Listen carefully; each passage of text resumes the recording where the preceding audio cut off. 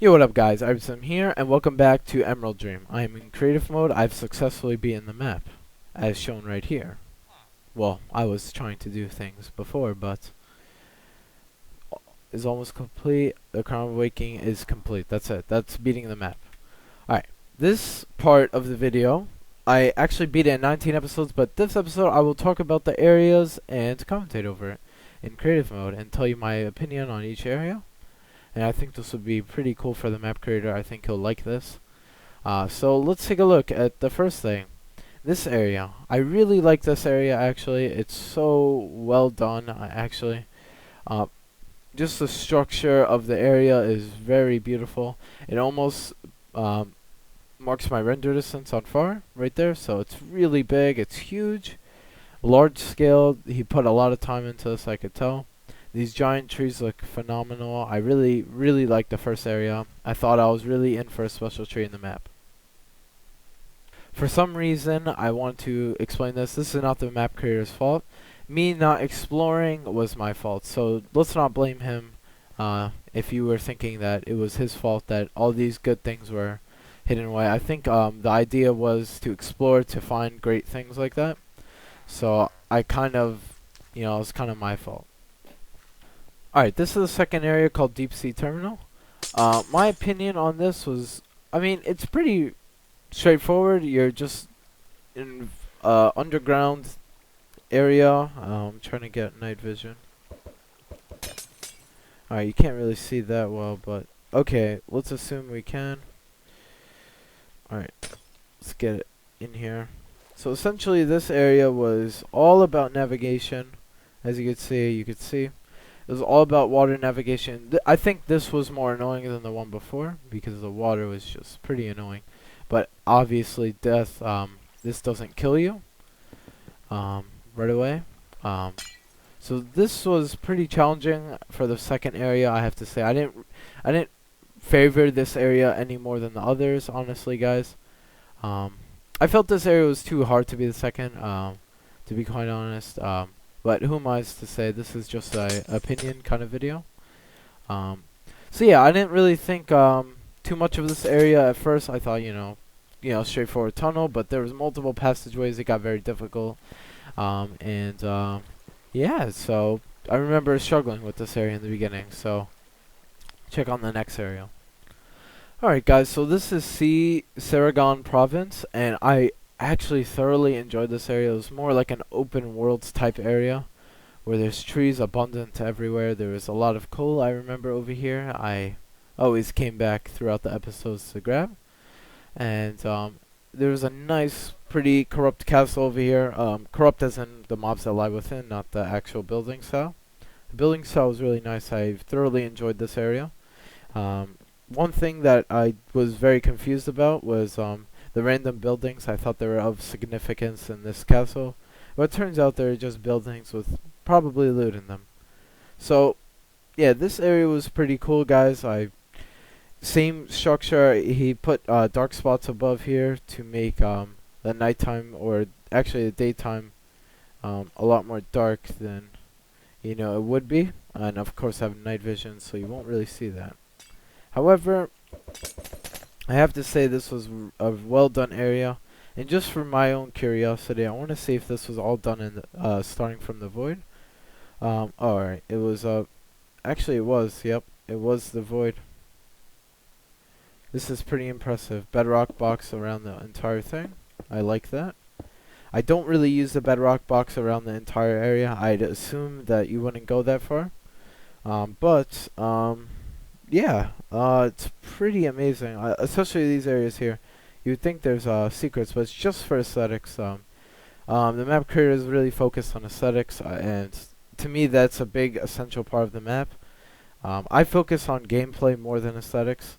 That's why the beginning parts of my map were the most enjoyable rather than the end parts. And that's my personal opinion. I make a map and I could have full judgment of everything I built in it.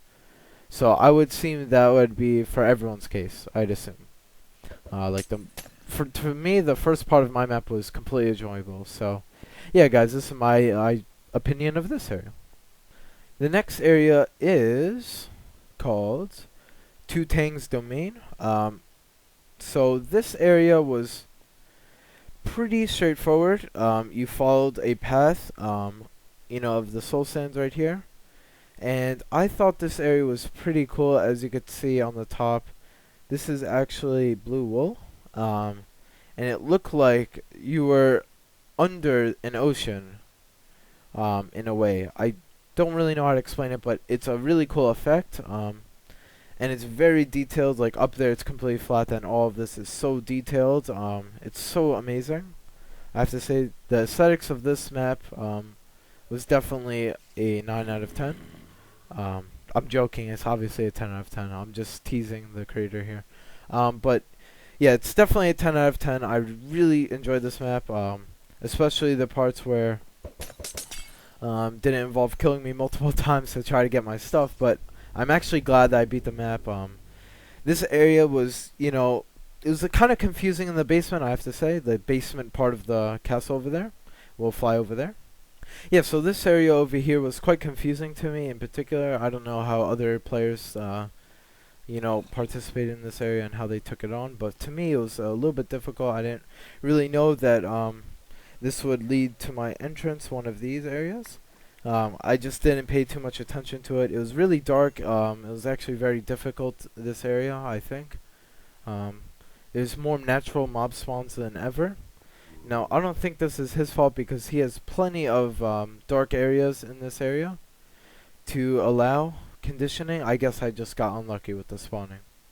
So, I think that'll conclude this area. So, yeah, definitely a lot of interpretation to what he was thinking about the blue wall on the top. I'd assume it's like you're on the bottom of the ocean and it's inversed. Like the water would be up there, and then that would be the ocean down deep below, and this would just be just kind of, sub part of that. Alright guys, we are in, where would be the name of this area? I think it's something with Jack and the Beanstalk, but I can't see the name of the area at the moment, but hopefully we'll find it very shortly. But this area I thought was really, really cool. I know he was influenced by a tale or a fable called Jack and the Beanstalk. Now, if most people have heard of this in some way during your child years, you might have heard this, or clearly heard this. You probably learned it after. It depends, really. But I thought this area was absolutely amazing. You climb a giant beanstalk, as portrayed by that. It looks very similar. This area introduced the Cyclops, as I like to call it. I think it's actually called the Cyclops as well. But giant domestic trees looking absolutely amazing. Hovering over the terrain, the leaves over here just looking beautiful. Introducing a dense area over here, signifying, hey, you gotta go this way. I thought was really cool. The bushes with the spawner in, good idea.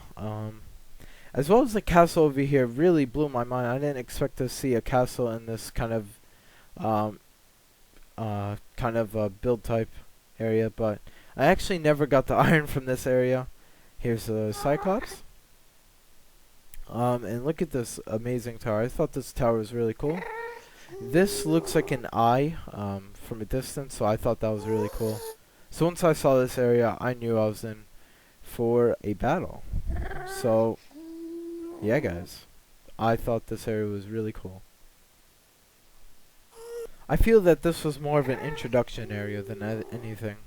You shouldn't have trouble navigating this area as there's glowstone all around. And I still haven't found the proper name for this area. It could have been included in one of the previous episodes. But wait, let's see if there's anything actually here. Oh, I heard something. Is it gonna blow up?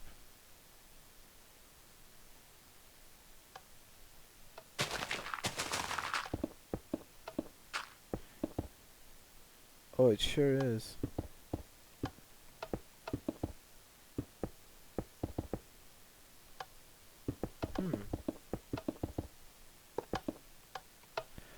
Oh, that would activate something with the...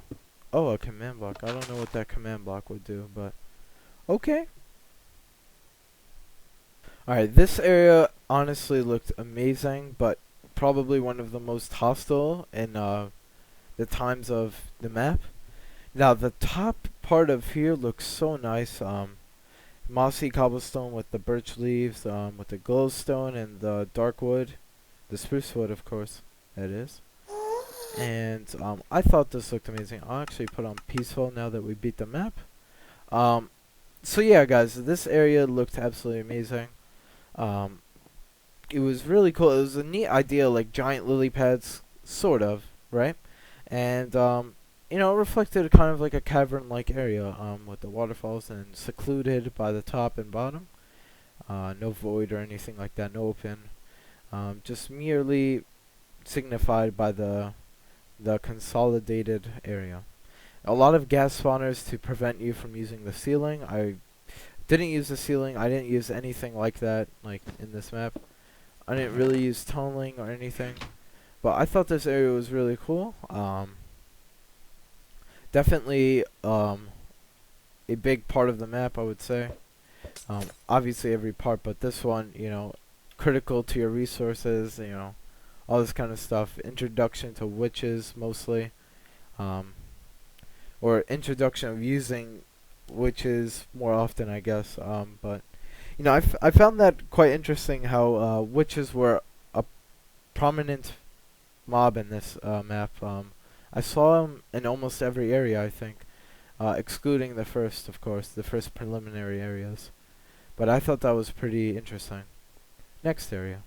Alright, this area was pretty difficult. This was called Sojourn Isle, and this actually included a treasure map.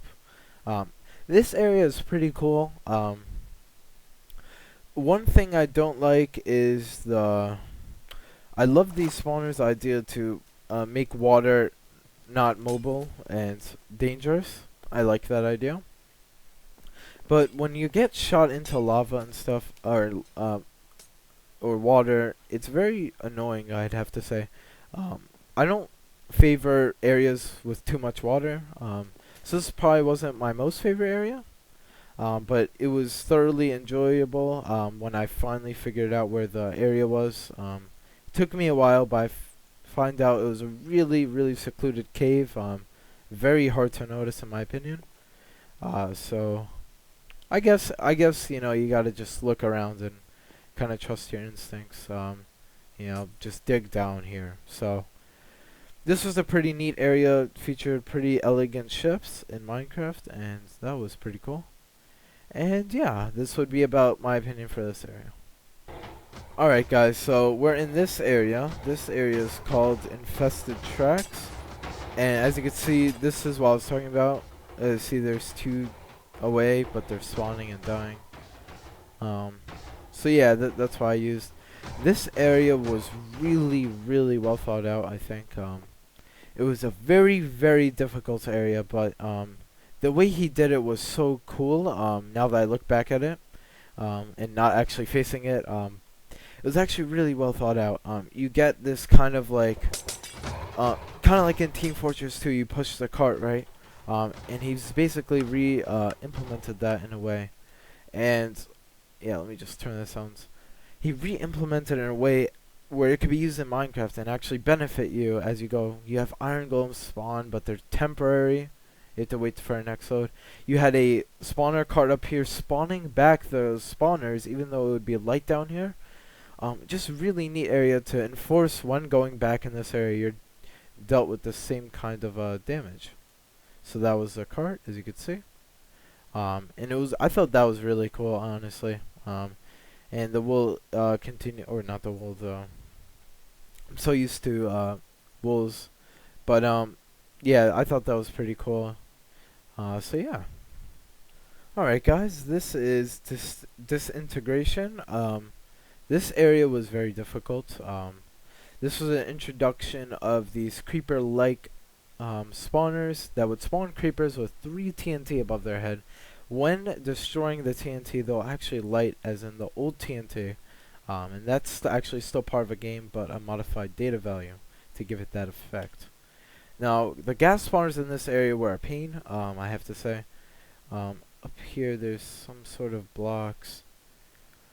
Oh, okay. He prevented you to ender pearl, actually, over here.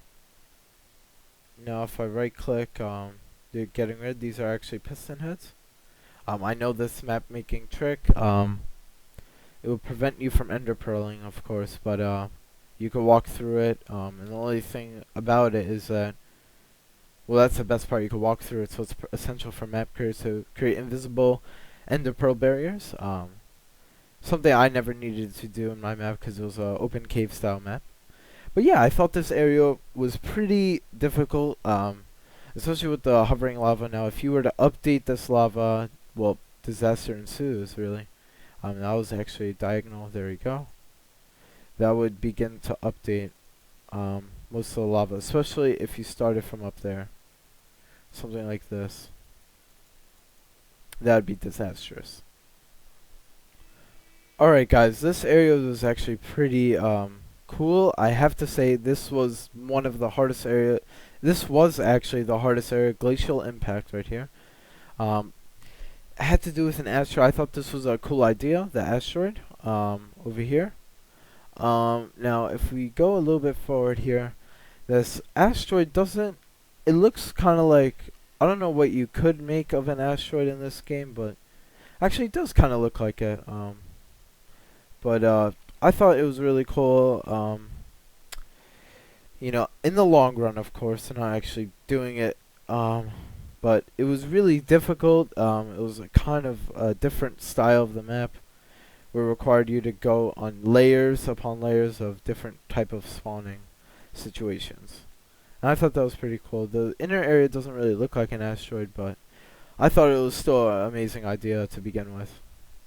Alright guys, this is the next area. This is called Super Lava. This is an introduction of lava not only killing you, but ensuring your death with those kind of negative effects I was getting. Now this requires you to go in the nether. This area was, I have to say, the most generous in terms of resources, as you can see. Plenty of diamond blocks I left because I didn't really need it. But as you can see, I would have well over as many armor I could possibly imagine. Now, if I go through the portal, you could see the area for yourself again. I thought this area was pretty cool. It looks pretty good in night vision. This was really cool. The introduction of these regen pads. This gave you jump boost and speed. I don't know what potency. I would assume 5 maybe, or 4. But I thought these were really cool. But the way to get on top, I actually had to use very strict logical thinking. I had to really observe. It wasn't really that clear. I don't think there was any signs. But what really you know, got to my attention was that it was launching you at too high, that there had to be something you had to jump to, because not only were these specifically giving you specific effects, these small ones, this one was like a pillar of quartz just hanging from the ground. I don't think I'll be able to show you, but here, I'll see. It's somewhere down here. You know, tons of spawners everywhere, very hard mobs. But I got through with the diamond armor. Well, actually, I didn't beat this area with diamond armor. I didn't need to, which is quite surprising. You know, seeing how I had 56 deaths. Alright guys, I found it over here. Oh look, this is where I died sometime. Don't remember this. Huh. So apparently I died and never retrieved my items. Oh, that's right, I put it in the ender chest and I was like, done? I want to see what I lost. Okay, I didn't lose much good stuff, honestly. An okay bow, I guess. Nothing tops that bow that I showed you before, or the power 5 on breaking 3. That was just the best. So yeah, I wasn't too disappointed with losing this stuff. It really wasn't necessary. But this part right here, you actually expected to know that it kind of blends in from down here, don't you think? It does blend in. It's a little bit wider than all of them, but it still blends in. That was very difficult. I guess what you would try your jump boost was his intention. you would try your jump boost, get the 2 fire resistance from here, then you would realize. But other than that, I think that was about your only indication. Alright guys, the last and final area, synthesis. This will be my last opinion on the map. Alright, this area is absolutely fantastic. Alright, let me explain first of all. It was pretty difficult, but I managed to get through without as much deaths as I anticipated. Now, this area had a collection of maps in this area. So you're basically faced with almost a piece of every map. This was one from another map. This tunnel idea was from one map. The void was from another. The lily pad over here, the ships with the lily pad is different. This obsidian crystal will be with the paths. That area is completely different. This was I think Jack and the Beanstalk, I'm not sure. This was that difficult fire area. You know, it's a collection of all these areas, and I thought that was absolutely crazy. You know, not crazy, but crazy cool, like to put that all in one area, and actually see how different the maps have changed. You know, theoretically, of course, not theoretically, but hypothetically, like you would assume, like if this was actually real, the synthesis without, you know, declassifying it, because I know map making copied this, put it over here, or place the blocks, but you know what I mean, like, you know, this isn't actually part of the area you completed. This is a whole new one, right? So it's just like a nostalgic feel, and you have to like restore all of them at the same time. So this concludes the last and final episode ever of Emerald Dream 3 Keystone. Honestly, a great map, actually, guys. A great map. Very difficult, though. More difficult than I ever anticipated it to be, but definitely worth a try. If you watch the series, you probably don't want to record it because you've seen all of this or have now been spoiled of every area, but maybe giving it on a try just one day on your own, not bad for a CTM map, guys. Not that big, not that long, very specific, and yeah, good job, Orange1095, for creating a good map to play. So, I'll see you guys later. Thanks so much for watching, and I'll see you in another CTM map, hopefully. See you then.